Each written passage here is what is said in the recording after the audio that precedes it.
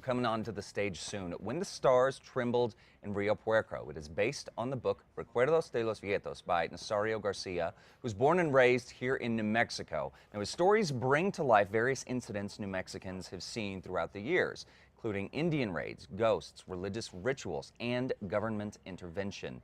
Here with us more about the book, the stage adaptation, and the production is Dr. Nazario Garcia. Doctor, thank you for being with us this morning. So we touched a little bit on some of the subjects that you have in this book, but tell us a little bit more about this. Is this just kind of a glimpse of life in New Mexico back in the 20th century? That's correct.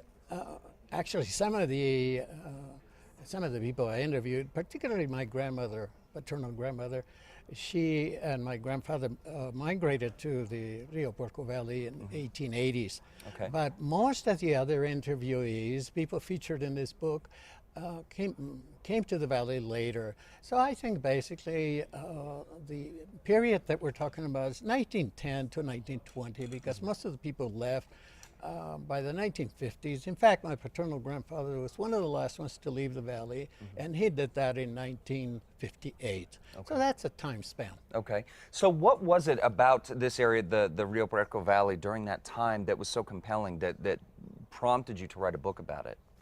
Well, of course, I grew up in the Rio Branco Valley, okay? Despite the fact that I was born in Bernalillo. And I can tell you quickly a story that I like to share. My maternal grandmother, since I was going to be the first grandchild, decided that her first grandchild was not going to be born in uncivilized country. So she wanted me to be born in Bernalillo. And my mother and I basically spent the first 6 months in Bernalillo while my father and his father were building a home. And then after that, the whole family, or I moved to, as a child, infant, moved to Rio Branco Valley, and I lived there till I was 9 years old.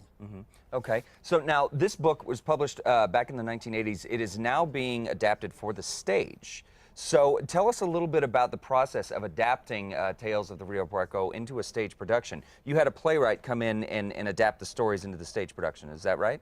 That's correct. Okay. And there's a talented young lady by the name of Shabana Coelho, whom I met at a book signing almost 3 years ago.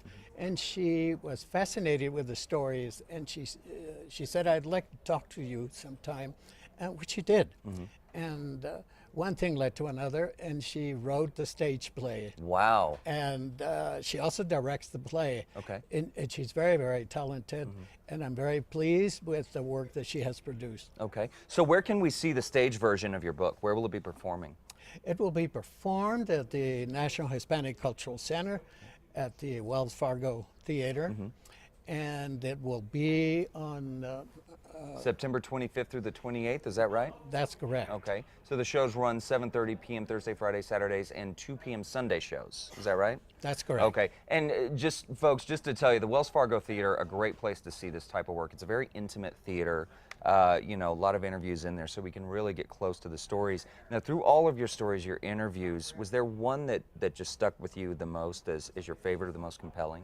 Well, of course, I could say that all of them. All of them, sure. But there's one in particular, and my father, of course, was a fascinating person because he had a photographic memory. He remembers so many things. But there's one gentleman in particular I'd like to cite. His name is Bences Gabaldon. He's featured in the book and, of course, in the play. He was 3 months shy of celebrating his 100th birthday when he passed away.